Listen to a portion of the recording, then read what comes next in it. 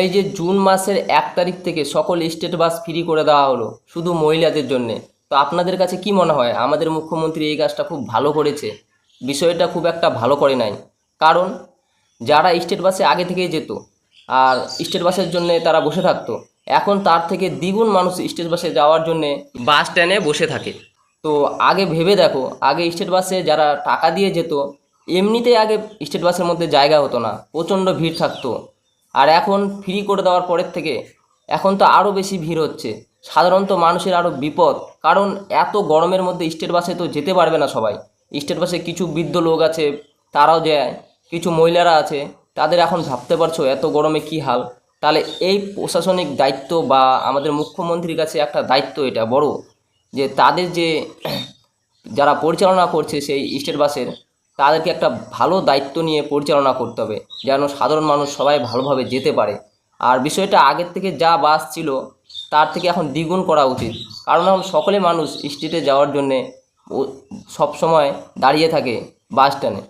এমনকি কেউ তো আগে থেকে টিকিট কাটে বসে আছে, বাস আসার পরে দেখা যাচ্ছে সেই বাসটি ফুল হয়ে গেছে, সেই সিট থেকে তারা নামতেছে না, তারা টিকিট কেটে কী লাভ?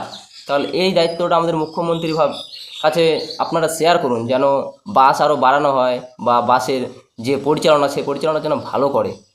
তারপরে আবার দেখো, কিছু কিছু মহিলারা তো লেখাপড়া জানে না, স্টেট বাস কোনটা লোকাল বাস কোনটা তারা বুঝতে পারে না। সেই বিষয়টা কি, সব স্টেট বাসের কালার কিন্তু এক করে দেওয়া হয়েছে। তাই আমি বলছি সব স্টেট বাসের কালার এক, এবং পাবলিক বাসের কালারও এক করে দেওয়া হয়েছে।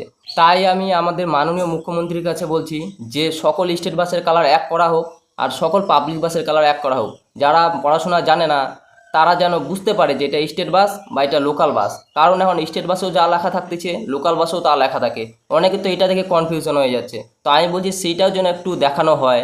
আর এই সব বিষয় নিয়ে তোমরা কারা কারা একটু মনোযোগ দিচ্ছ, বিষয়টা যদি ভালো লাগে আমি যেগুলো বলছি, তাহলে এই ভিডিওটা শেয়ার করো যেন আমাদের মুখ্যমন্ত্রীর কাছে এই ভিডিওটা পৌঁছায়। তাই বলছি সাধারণ মানুষের সুবিধা করার জন্যে এই ভিডিওটা শেয়ার করুন। আর যারা নতুন তারা চ্যানেলে লাইক করুন, সাবস্ক্রাইব করুন এবং পাশে থাকুন। আর আপনার মতামতটি কমেন্টে জানান।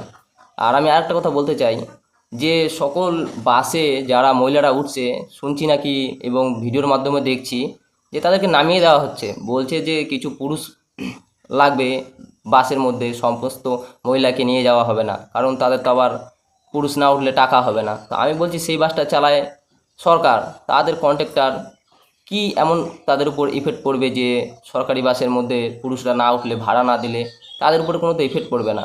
তাই বলছি এই বিষয়টা যেন দেখে। আর হ্যাঁ, এই ভিডিওটা আপনাদের কেমন লাগলো অবশ্যই কমেন্টে জানাবেন। আর সম্পূর্ণ ভিডিওটা দেখার জন্য অনেক অনেক ধন্যবাদ আপনাদেরকে।